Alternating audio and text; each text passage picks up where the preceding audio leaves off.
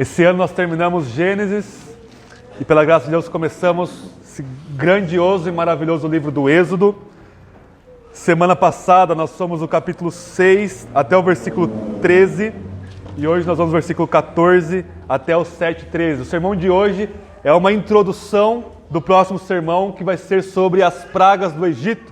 Essa passagem diante de nós, Moisés está preparando o solo, preparando o caminho para introduzir essas grandes 10 sinais e maravilhas que Deus vai fazer no Egito para libertar o seu povo da escravidão. E nós temos 3 cenas, irmãos, 3 momentos nessa passagem.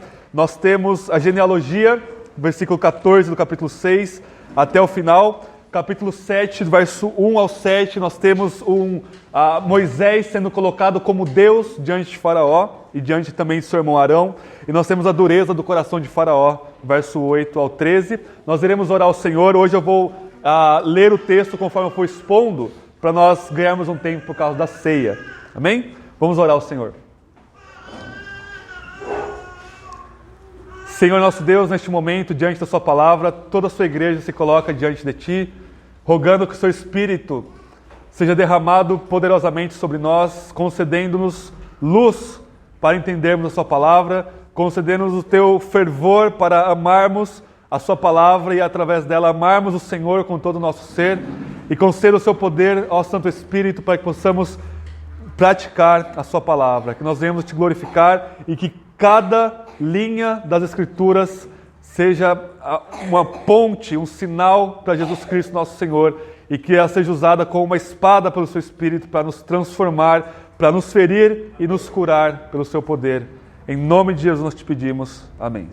Amém. Irmãos, o apóstolo Paulo fala para o seu discípulo mais importante, Timóteo, o jovem pastor Timóteo, que toda a Escritura é inspirada por Deus.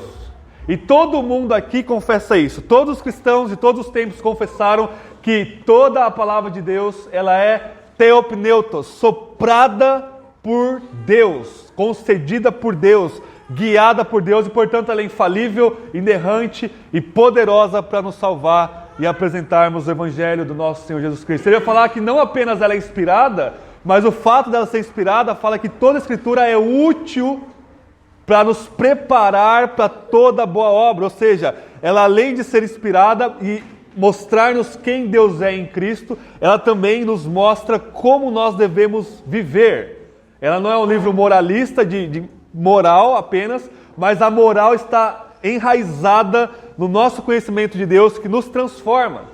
Todo mundo fala amém para isso? Amém. Só que o problema nosso é quando chega nas genealogias bíblicas.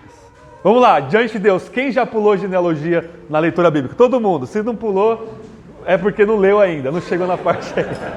Né? Mas todo mundo lá, o pecadozinho escondido no coração, genealogia, 1 Crônicas, vários capítulos ali de genealogia. Só que o problema é que a genealogia, ela é palavra de Deus. E se ela é inspirada, Paulo vai dizer que toda a Escritura é inspirada, ela é útil para nos ensinar muitas coisas, como nós colocamos em prática uma genealogia bíblica. Vamos ler essa genealogia que está diante de nós aí. E eu confesso que, como eu sou pecador também, eu fiquei tentado até pular essa passagem. Eu ia fazer um resumo, irmãos, capítulo 6 fala de genealogia, vamos começar as 10 pragas. Mas tem muita coisa nessa genealogia, irmãos, muita coisa. Eu trouxe um resumo do que ela pode nos ensinar, mas é muito mais rica do que nós podemos cobrir em um sermão. Êxodo 6, verso 14. Vamos ver um monte de nomes para não colocar nossos filhos. Ou, dependendo do gosto, né? O meu filho vai chamar Joquebede, se for uma menina. Ou Aminadab, se for uma menina. Vamos lá. Êxodo 6, 14. Estes foram os chefes das famílias dos israelitas. Os filhos de Ruben, o primogênito de Israel, Anoque e Palu, Esron e Carme, esses são as famílias de Ruben. E os filhos de Simeão, Gemuel, Jamim, Oade, Jaquim, Zoar e Saul, filho de uma cananeia. Essas são as famílias de Simeão. Estes são os nomes da família de Levi, segundo as suas gerações, Gerson, Coate e Merari. E a vida de Levi foi de 137 anos. Os filhos de Gerson, Libni e Simei, segundo as suas famílias. Os filhos de Coate, Arão, Izar, Hebron e Uziel. A vida de Coate foi de 133 anos. Os filhos de Merari, Mali e Muzi, essas são as gerações de Levi, segundo as suas gerações. Arão tomou por mulher sua tia Joquebede, e ela deu à luz a Arão e a Moisés. E a vida de Arão foi de 137 anos. Os filhos de Izar, Corá, Nofeg, Zicre. E os filhos de Uziel, Misael, Eusafã e Citri. Arão tomou por mulher Eliseba, filha de Aminadab, irmã de Nasson. E ela deu à luz a Nadab, Abiú, Eleazar e Tamar. Os filhos de Corá, Assir e Eucana e Abiasaf. Essas são as famílias dos coraitas. Eleazar, filho de Arão, tomou por mulher uma das filhas de Putiel, e ela lhe deu à luz Finéias. Essas são os chefes da família dos levitas, segundo os seus clãs. Estes são Arão e Moisés, aos quais o Senhor disse: tirai os israelitas do Egito, segundo os seus agrupamentos. Foram Moisés e Arão que falaram ao faraó, rei do Egito, a fim de tirar os israelitas do Egito. Irmãos, a grande dificuldade nossa é porque a gente lê as genealogias como se ela fosse uma prosa, como se ela fosse uma narrativa. Mas não é assim que se lê genealogia. É igual aí você pegar os Salmos e colocar em prosa. Você mata o livro dos Salmos, que é poesia. Você mata o paralelismo todo que está lá nos Salmos.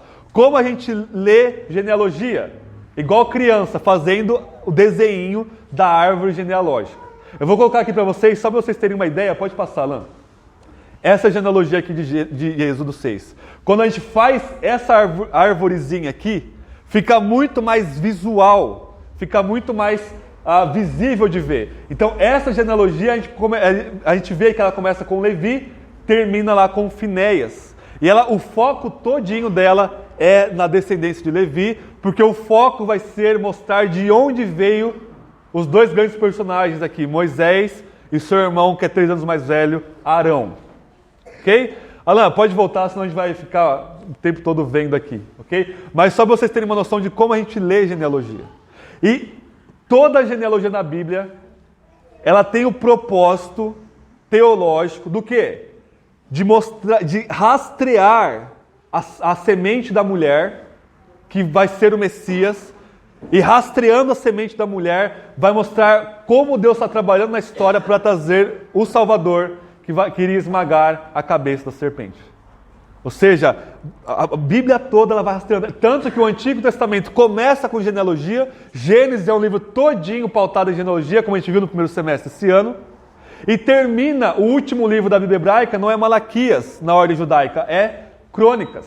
1ª e 2ª Crônicas. E 1ª e 2ª Crônicas começam com aquela longa lista de genealogia. Por quê? Porque o Antigo Testamento começa e termina com genealogia, porque está rastreando a semente da mulher, a qual lá em Gênesis 3,15 Deus prometeu que iria trazer salvação para nós, reverter a queda, esmagar a cabeça e a autoridade do próprio diabo. Essa é a grande importância de toda e qualquer genealogia. É por isso que Mateus e Lucas começam traçando a genealogia de Jesus. Mateus até Abraão, Lucas até Adão, porque eles querem mostrar que a semente da mulher é o próprio Jesus. Mas especificamente, irmãos, essa genealogia aqui de Êxodo 6, ela nos ensina muitas coisas. Primeiramente, lá em Gênesis 15:16, Deus faz um pacto com Abraão, a gente viu isso esse ano. E depois de ele fazer o pacto com Abraão, Deus começa a profetizar, a mostrar o futuro para Abraão. Ele fala assim: Abraão, você vai dormir, descansar em paz com seus pais, e os seus descendentes, quando forem para o Egito, na 4ª geração dos seus descendentes que foram para o Egito, eu vou trazer eles de volta para essa terra. Abraão estava em Canaã, Deus falou: seus filhos vão para o Egito, mas eu vou trazer eles de volta para essa terra. Na 4ª geração. Se a gente contar a partir dos filhos de Levi, daqueles 3 filhos, a 4ª geração, que Moisés faz parte da 3ª, a 4ª geração depois de Moisés é aquela que vai entrar em Canaã. A 1ª geração de Moisés morre todinha no deserto, exceto Josué e Caleb, e a 2ª, que seria a 4ª que entrou lá no Egito, ela vai voltar para Canaã. Então, primeiramente, Moisés está mostrando que Deus é fiel à sua palavra e à sua promessa sendo cumprida aqui. Primeira coisa que a gente vê aqui, ao mapear a genealogia de Levi, até a 4ª geração, até Finéias, é que Deus está cumprindo Gênesis 15:16. Deus está monitorando soberanamente toda a história da redenção e da humanidade para trazer a cume a sua palavra e a sua promessa de salvação para nós. E o foco dessa genealogia, ainda que vai falar que é Moisés e Arão, o foco dela é Arão acima de Moisés. Por quê? Porque Moisés ele é mais como um profeta do que como um sacerdote. E Arão é de fato o primeiro sacerdote dos israelitas.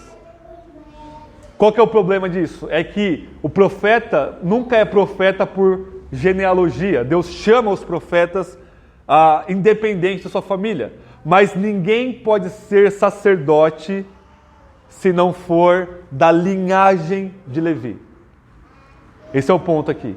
O foco todo é Levi descendo para Arão e os filhos de Arão, porque Moisés está validando o sacerdócio levítico do seu irmão mais velho aqui, no caso, Arão. Isso é muito importante para a narrativa aqui. Mas uma coisa mais importante ainda é que, ao traçar toda a genealogia de Arão, desde Levi, desde dos patriarcas, se a gente for pegar Levi antes, e mostrar os filhos de Arão, nós temos que a genealogia é a sentença de morte de Arão. Por quê? Como que é a genealogia de Gênesis que a gente viu um semestre todo aqui? Fulano de tal, é filho de tal, veio de tal genealogia, viveu tantos anos, e o refrão fúnebre de Gênesis, e morreu, e faleceu, e veio a óbito. Ou seja, a genealogia, ainda que seja a árvore da vida daquela família, aponta para o fato de que aquele ser humano vai morrer. E literariamente falando, é o oposto do sacerdote que veio antes dele, que é Melquisedeque. Melquisedeque, lá em Gênesis 14, que a gente viu num sermão esse ano, ele não tem genealogia marcada no texto bíblico. Você não sabe quem é o pai e a mãe dele, você não sabe quantos anos ele viveu, você não sabe quem é os filhos dele, porque é claro que ele teve pai, mãe, filhos, nasceu e morreu, mas Moisés não marca, porque Melquisedeque é um tipo de Cristo. E Jesus, como nosso sumo sacerdote, ele é infinitamente superior ao sacerdócio levítico. Levi teve tantos filhos, viveu tantos anos e morreu. Arão viveu tantos anos e morreu. Todo o sacerdócio levítico é baseado nessa genealogia que definitivamente vai trazer morte.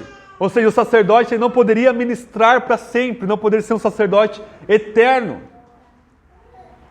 E é por isso que o nosso Senhor Jesus Cristo, ele é um sacerdote de acordo com Melquisedeque e não de acordo com Levi. Infinitamente superior, ainda que todo o sacerdócio levítico do Antigo Testamento aponte para o nosso sumo sacerdote, Jesus Cristo, nosso Senhor. E tem mais uma coisa ainda, irmãos, que aponta para Jesus aqui. Reparem que Arão, ele casa com uma mulher chamada Eliseba. Vejam o verso 23 de Êxodo 6. Arão tomou por mulher Eliseba. Daqui que vem o nome Elizabeth, só para vocês saberem. Elizabeth, em inglês, veio do hebraico Eliseba. Filha de Aminadab, irmã de Nasson, e ele deu à luz a Nadab, Abiú, Eleazar e Itamar. Esse Nasson aqui da família de Eliseba, ele está na genealogia de Jesus, lá de Mateus. Por quê? Porque Eliseba não é uma levita, ela não é da família de Levi, ela é da família de Judá. Ou seja, na própria constituição do sacerdócio levítico, tem uma mistura de levitas e judeus, do descendente de Levi e dos descendentes de Judá. Ou seja, você já tem uma mistura aqui no primeiro sacerdote, que é Arão, uma mistura da linhagem sacerdotal e da linhagem régia de reis aqui, que apontam para Jesus Cristo, nosso Senhor, que é tanto rei de Judá quanto sacerdote, infinitamente superior a Judá e a Levi. Tudo isso, dentro de todo da Bíblia, apontam para o nosso Senhor Jesus Cristo. Agora, qual que é a parte prática? Se Paulo vai dizer que toda Escritura é inspirada por Deus e nos faz aptos ou hábeis para boas obras, nós temos, no mínimo, 4 aplicações práticas desse texto para nós. Primeiramente, a genealogia ela começa e termina com 2 personagens icônicos. Moisés, intencionalmente, ele vai falar de 2 irmãos aqui, se vocês verem comigo, ele começa falando de Rúben, depois ele fala de Simeão, porque são os primeiros filhos de Jacó, e aí o terceiro filho de Jacó já é Levi, e ele não fala mais de nenhum outro filho de Jacó, ele foca em Levi, porque esse é o foco dele.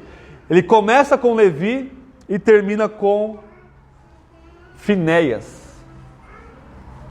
Dois personagens que fizeram atos semelhantes. Levi, a sua irmã Diná, foi violentada por um príncipe de uma outra aldeia. Ele pega, junto com seu irmão Simeão, vai lá e fala, tá bom, tudo bem, você pode casar com a nossa irmã Diná, tranquilo, mas o nosso costume é circuncidar todos os homens da cidade. Então, para vocês se casarem com a nossa irmã, vocês vão ter que circuncidar toda a cidade. Amém, essa é a condição? Tô tranquilo. Toda aquela cidade se circuncidou os homens, ficaram lá de cama, né, de licença médica lá o dia todo. Levi, o seu irmão, entrou na cidade e matou todos os homens. Ou seja, foi um ato de sobre-justiça, mas mostra que Levi era radical em relação à proteção da sua irmã. E a Bíblia não fala que isso é certo ou errado. Apenas Jacó ficou com medo ali de trazer desgraça para o nome dele, mas Moisés apenas coloca essa narrativa para nós. De que Levi, junto com seu irmão, vai lá e mata todos os homens da cidade, porque violentaram a sua irmãzinha amada Diná. Finéias, um outro descendente de Levi, descendente de Arão, eles entrando na terra prometida, antes de entrar, os israelitas eles se corrompem, eles começam a casar com mulheres ali pagãs, por assim dizer. E aí um deles pega sua esposa pagã e vai até o tabernáculo para ter relações com ela. Finéias, ele pega uma lança, sai correndo no meio do arraial, você imagina lá 5 milhões de pessoas, esse homenzinho correndo, e atravessa esse casal de ponta a ponta, ele vaza esse casal com a lança. E por causa disso, Deus tinha mandado uma praga para matar os israelitas, e por causa disso a praga se afastou. E Finéias, ele é imortalizado na literatura bíblica. Deus, ele dá o aval de aprovação para Finéias. O que isso nos mostra? Que Finéias e Levi, que encabeçam e enquadram essa genealogia, eles levam às últimas consequências o fato de seguir a Deus. O fato de zelar pela sua família e pela comunidade israelita. Isso é muito prático para nós. Hoje em dia a gente não tem que matar ninguém, porque o Evangelho ele trouxe essa nova realidade para nós, mas o fato de que nós devemos levar as últimas consequências, seguirmos a Jesus, seguirmos o que a Bíblia nos manda, seguirmos o que é sermos uma família, uma igreja, ao ponto de nós perdermos a nossa vida se for necessário, nós devemos fazer isso. O Estado vai falar, não é assim, você tem que fazer assado, tem que fazer contra a palavra de Deus. A cultura vai falar contra a palavra de Deus. Nós nos mantermos radicalmente enraizados no que a Bíblia tem a nos ensinar. Segunda coisa bem prática para nós. Não era proibido no mundo antigo colocar mulheres nas genealogias. E Moisés, ele coloca várias mulheres aqui. A gente já viu Eliseba, nós temos a mãe de Moisés, de Arão, que chama Joquebede. Nós temos algumas outras mulheres aqui que compõem a genealogia, porque a mulher ela é extremamente importante na história da redenção, porque é através da mulher que vai vir o descendente de Eva que vai esmagar a cabeça da serpente. A mulher ela tem esse protagonismo aqui. Moisés, contraculturalmente, ele insere o nome dessas mulheres, especialmente a mãe de Moisés, que chama Joquebede. E Joquebede é o primeiro personagem bíblico que leva o nome de Deus no seu próprio nome, Yahvé. Jo é uma abreviação de Yahvé, que Yo em hebraico, e Kebed vem do hebraico Kavod, que significa glória. O nome da mãe de Moisés significa Deus é glorioso, Deus é glorificado, eu glorifico a Deus. Ou seja, a mãe de Moisés tem o privilégio de ser o primeiro personagem bíblico que leva o nome pactual de Deus, Yahvé, no seu próprio nome. Depois tem vários outros aí, Jeremias, todos eles colocam o nome de Deus no seu nome, com algum atributo, né? Deus é louvado, Deus é isso, Deus é aquilo. Mas Joquebede, ela glorifica a Deus como mulher. Como que ela glorifica a Deus? A gente viu nas semanas passadas, pela fé, ela coloca o seu bebezinho naquele cesto para Faraó não matá-lo, porque ela entende que aquele filho dela é especial, ele tem alguma coisa ali, que é o próprio Moisés. E pela fé, ao ponto de ela mesma correr risco de vida ao proteger o seu filho, ela entrega o seu filho às águas do Nilo. Ela manda Miriam, irmã de Moisés, acompanhar para ficar tudo bem, até que a filha de Faraó pega Moisés. Ou seja, igual Levi e igual Finéias, ela atendeu ao chamado de Deus acima da sua própria vida, do seu próprio conforto. Então, mulheres, sigam o exemplo de Joquebede. E homens também. Nós devemos glorificar a Deus pela fé e pela obediência. Uma terceira aplicação aqui para nós. Quem está lendo isso daqui, os leitores primários, é os israelitas da segunda geração que saiu do Egito, que não viram os milagres que Deus fez e que já receberam a lei de Moisés. E reparem que Joquebede, ela é tia de Amrão. E eles se casam. E aí geram Moisés, Arão e Miriam. Só que lá na lei que Deus deu para Moisés, Levítico 18 e outras passagens, é terminantemente proibido essas relações intrafamiliares. Tio casar com sobrinho e por aí vai. Ou seja, se fosse depois da lei, era para eles serem mortos. Moisés seria um filho bastardo e não poderia ser o libertador de Israel. O que isso implica para nós? Então, imagine você um israelita lendo, falando, nossa, mas por que a lei não se aplica à mãe de Moisés aqui, que é tia de Amrão? Isso nos ensina algo sobre a lei. A lei que Deus deu para Moisés, ela é condicionada ao tempo do povo de Israel. Ela não se aplica antes do Sinai, Deus ter dado a ela. Romanos capítulo 5. A morte reinou de Adão até Moisés, mesmo para aqueles que não receberam a lei. A lei não vigorava de Adão até Moisés. A lei mosaica, existia a lei moral interna do ser humano, como existe até hoje, mas a lei de Moisés, ela não vigorava. Isso quer dizer que a lei de Moisés, ela é situacional e provisória para Israel enquanto nação e enquanto teocracia. E enquanto um tipo do nosso Senhor Jesus Cristo.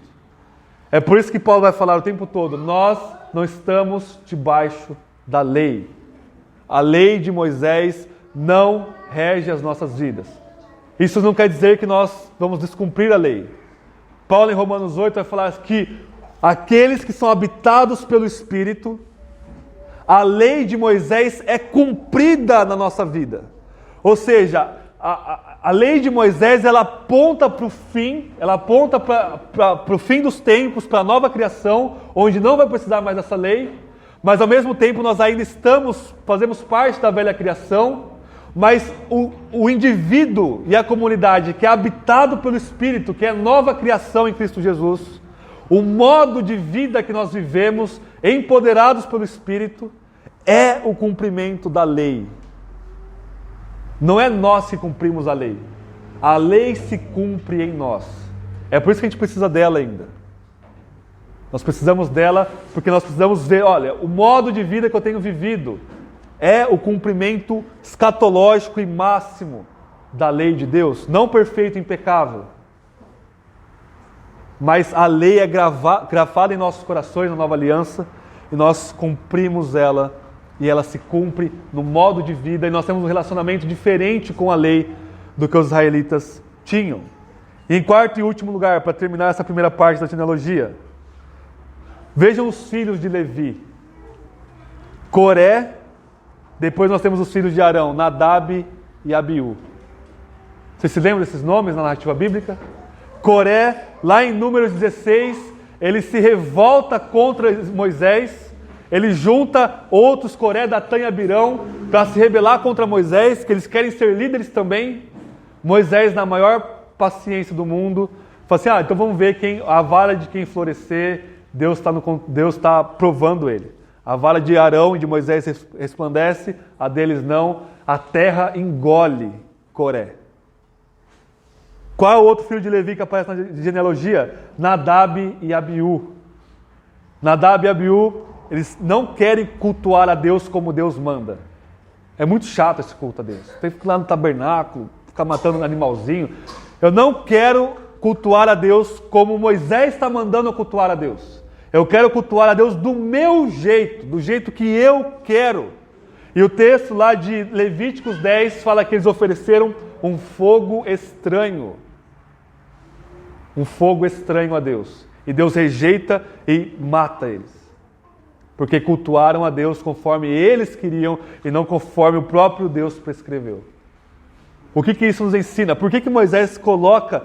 Moisés já sabia que tinha acontecido. O pessoal aqui, Nadab, Abiú, Coré, já tinham morrido quando Moisés escreve ele.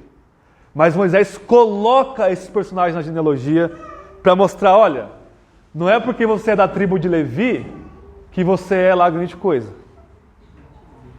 Ser da tribo de Levi não significa nada se você não está vivendo de acordo com a vontade de Deus. Isso é muito prático para nós. Ser de uma tradição religiosa para Deus não significa nada se você está vivendo igual um demônio. Ser batista, ser reformado, presbiteriano, pentecostal, nada disso importa se você não está vivendo de acordo com o que Deus tem falado na sua palavra. As tradições são importantes. As tradições, elas têm o seu papel na história. Né? Nós podemos cultuar a Deus conforme nós achamos mais adequado. Mas não se enganem. Ser calvinista, reformado, o que quer que seja, pedobatista, presbiteriano, batista, nunca deve gerar orgulho em nós. Porque isso para Deus não significa nada. O que vale para Deus é você estar obedecendo a sua palavra e a sua vontade. Amém? Outros dois cenários mais rápidos para nós. Capítulo 7 de Êxodo, verso 1 ao 7. Nós temos a apresentação de um Deus octogenário. Um Deus com D minúsculo que tem lá os seus 80 aninhos de vida. Capítulo 7, verso 1. Então o Senhor disse a Moisés: eu te constituí como Deus, como Elohim para Faraó. E Arão, teu irmão, será teu profeta. Esse é o sonho de todo ser humano caído. Ouvir de Deus que nós somos deuses. Esse era o sonho de Adão. Ser igual a Deus. Julgar entre o bem e o mal como Deus. Ser legislador sobre a criação. E aqui, Deus, o próprio Deus fala para Moisés: olha, eu te coloquei como Deus para Faraó. O que isso significa? E a analogia aqui é muito limitada. Moisés é Deus para Faraó no sentido único de que ele tem autoridade sobre Faraó e de que assim como Deus era para falar, Deus falar para Moisés, falar para Faraó. Moisés não quis. Lembram do sermão? Moisés falou: não quero ir.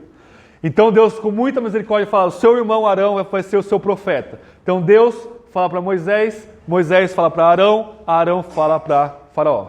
Ou seja, Arão ele se torna o profeta de Moisés e Moisés se coloca então nessa posição de falar as palavras de Deus ali para o seu profeta.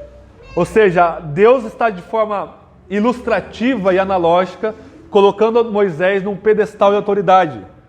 Moisés nunca foi Deus no sentido essencial da coisa, isso é óbvio. Ele apenas adquiriu essa função de falar para o seu profeta para comunicar a palavra para Faraó. Ok? Isso é muito importante. E vejam, o único personagem que Deus fala: você é Deus, num sentido limitado, analógico e não essencial. E quem é Moisés? Moisés é o homem mais humilde de todos da sua época. Se nós lermos as narrativas de Moisés, Números capítulo 32, por exemplo, a sua irmã Miriam e o seu irmão Arão se revoltam contra ele e querem ser líderes também. E o texto diz: Moisés, por ser o homem mais manso da terra, e mansidão é sinônimo de humildade, tanto no hebraico quanto no grego, sendo o homem mais humilde da terra, ora ao Senhor por eles, tem toda aquela cena, ou seja, os seus próprios irmãos, que ouviram Deus falar que ele era o profeta, não quis ele, Moisés, com toda a humildade do mundo, ainda intercede pelos seus irmãos. Em Êxodo 32, por exemplo, é o episódio do bezerro de ouro. Deus fala, Moisés, desce do monte que o povo se corrompeu. Fizeram outros deuses para adorar. Eu vou matar todos eles. E o texto diz, e de ti eu farei uma grande nação. O que é isso? Abraão, Gênesis 12. Deus está dizendo, olha, eu vou te fazer um novo Abraão. Vocês têm noção do que é isso? Um novo patriarca. Além de Deus declarar que Moisés é um Deus com D minúsculo, alguém que vai falar as palavras perfeitas para Faraó, ainda Deus está fazendo, olha, eu vou matar todo mundo, o pessoal está dando muito trabalho, muita dor de cabeça, fazendo ídolos, eu vou te fazer um novo Abraão, de ti eu farei uma grande nação. Moisés fala assim, não, Senhor. Moisés intercede pelos israelitas. Moisés pede que Deus risque o nome dele do livro daqueles que estão vivos, ou seja, me mate, Deus, mas salve o seu povo. Moisés, em Êxodo 34, ele desce do monte, o seu rosto está brilhando. Brilhando como se fosse uma estrela. O pessoal está olhando para aquela luz no rosto de Moisés. E ele pega e cobre o seu rosto com um saco para que eles não vejam. Ele não diz, olha, agora vocês vão me chamar de o Senhor reluzente. Agora vocês vão ver o que é liderança, o que é autoridade. Em outras palavras, o homem que Deus mais exaltou aqui no Antigo Testamento é o homem mais humilde de todos. Isso nos lembra alguém? Em João capítulo 10, Jesus disse, eu e o Pai somos um. Os judeus pegam em pedra para apedrejá-lo. Jesus pergunta, por que obra vocês vão me matar, me apedrejar? Eles falam, por nenhuma obra que você fez, mas por se fazer igual a Deus, dizendo que você e o Pai são um. E aí Jesus cita o Salmo 82. Ele diz, olha, está escrito na lei, Deus disse, vocês são deuses. Se na própria lei de vocês, Deus fala que outras pessoas são deuses, quanto mais eu que realmente sou. O que significa o Salmo 82? Os juízes de Israel estavam sendo corrompidos. Estavam corrompidos e fazendo injustiça. E Deus, de forma irônica, diz, vocês são deuses, mas eu vou derrubar vocês dessa posição de juiz de Israel. Ou seja, eles são deuses no sentido de que eles têm um atributo e uma função de julgar, que é análoga à função de Deus. O que Jesus está falando lá em João 10 é o seguinte, se de forma análoga, de forma fraca e limitada, alguns indivíduos no Antigo Testamento são chamados de deuses, não em essência, mas por alguma função que pega, e aqui Moisés é o caso claro, quanto mais eu, que realmente sou. E aí nós vamos para Filipenses capítulo 2. Tende em vós a mesma atitude que houve em Jesus Cristo, que sendo Deus, não julgou o ser igual a Deus algo a que devesse se apegar, antes esvaziou-se a si mesmo, tomou a forma de servo e foi humilhado até a morte e morte de cruz. Jesus, que realmente é Deus, passou pela maior humilhação da humanidade, da história, para nos salvar. Moisés é um tipo de Jesus. E Paulo fala, tenho esse mesmo sentimento. Ou seja, não importa qual posição você tenha, não importa o quanto dinheiro você tenha, ou quão pouco dinheiro você tenha, não importa a sua posição na empresa, não importa a sua posição na igreja, quanto mais alto, mais servo. Quanto mais alto Deus coloca, mais humilhação, mais humildade, mais esvaziamento, Filipenses 2, nós devemos ter. Em último lugar, verso 8 ao 13, nós temos uma introdução às 10 pragas, finalmente. Moisés e Arão lançam o seu cajado e ele se transforma numa serpente. O faraó chama seus magos, eles fazem o mesmo. E eu falei no sermão passado e retrasado que isso pode ser uma técnica que chama catalepsis. Algumas cobras, quando você faz uma pressão na nuca dela, ela fica imóvel por um tempo. Então pode ser que o cajado de Moisés e de Arão, Deus realmente transforma um pedaço de madeira em um ser vivo, um animal, uma cobra. E os magos do Egito fizeram magia é isso, né? Você esconder as coisas, fazer algo oculto aos olhos, né? Eles fazem isso e lançam essa cobra totalmente imóvel e depois de um tempo ela se transforma de novo numa cobra, né? Ela começa a se mover de novo. Ou pode ser que realmente o diabo aqui ele transforma o cajado deles numa cobra por si só. Nós temos essas duas opções que o texto não fecha em nenhuma delas. A gente tem, por exemplo, no Novo Testamento, que o diabo ele pode fazer sinais e maravilhas gigantescas. Então não há nenhum problema em você aderir a qualquer uma dessas posições. O fato é que a cobra de Arão e de Moisés engole a cobra de Faraó. E cobra, no Egito Antigo, ela era o símbolo do próprio Faraó. Ela era o símbolo de autoridade do próprio Faraó. A cobra como aquele animal mais temível, mais voraz do Egito, ela se transforma no próprio símbolo de autoridade do Faraó. E o fato da cobra de Moisés engolir a cobra de Faraó mostra que Moisés vai vencer Faraó. Moisés, na autoridade de Deus, vai engolir Faraó. E Faraó é engolido no mar que se abre depois.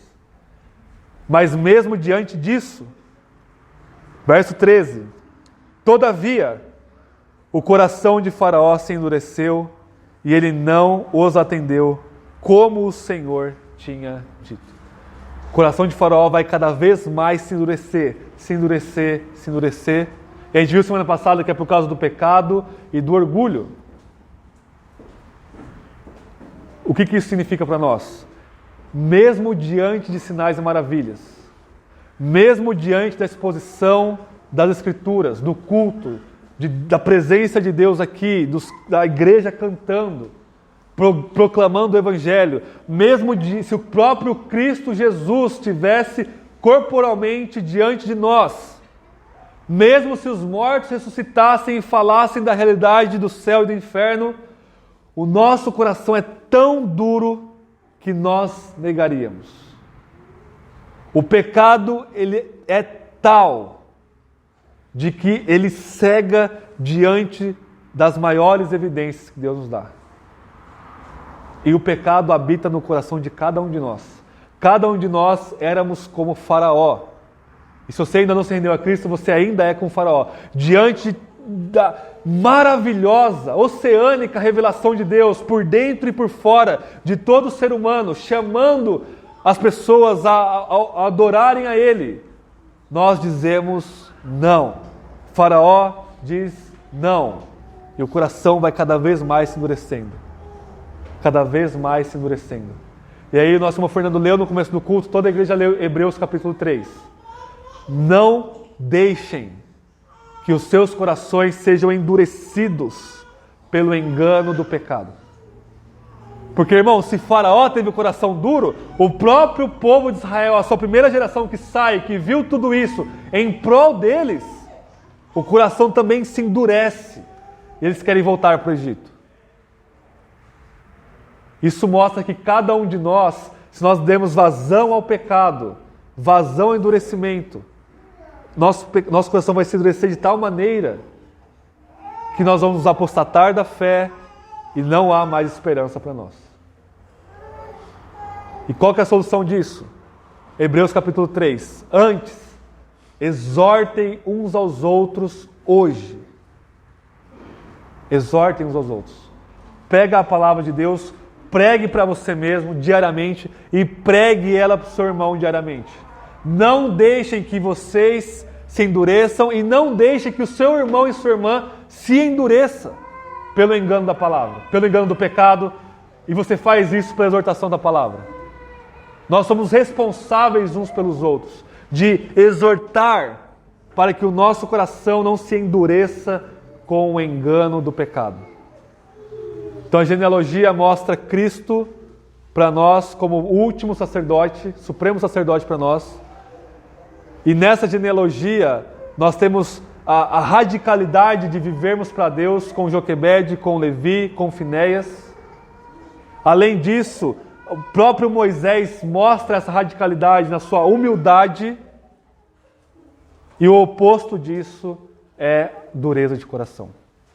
Nós vamos tomar a ceia agora, um sinal que Jesus Cristo nos deu. Não endureçam seus corações, examinem-se e tomem da ceia, participem desse banquete conosco. Amém? Vamos orar? Peço que tenha um momento de oração silenciosa.